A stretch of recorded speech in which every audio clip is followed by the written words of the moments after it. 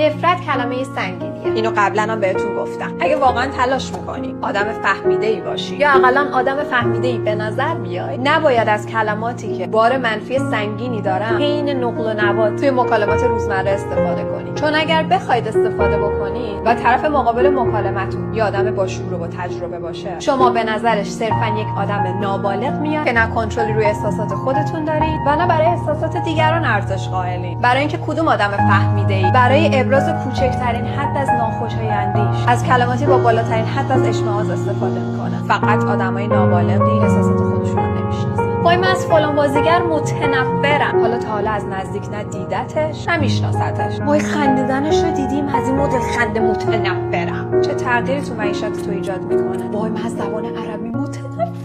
چیکار کرده؟ بابا تو کشته؟ حتی به حس شنونده های خودشون هم اهمیتی نمیدن. این مدل حرف زدن چیزی جز نابالغی شما رو فریاد نمیزنه. اگر توی اجتماع آدم‌های با شعور قرار بگیرید، کم کم حواستون به حرف زدنتون هم هست. وگرنه که دنیا هم صداتون رو میشنوه. میخوای بی‌دلیل از فلان کس و فلان چیز متنفر باشی؟ کارما همچین دلیلشو بیاره تو زندگیت که نفهمی از کجا وارد شد. بعد قشنگ بشین با خیال راحت بگو متنفرم.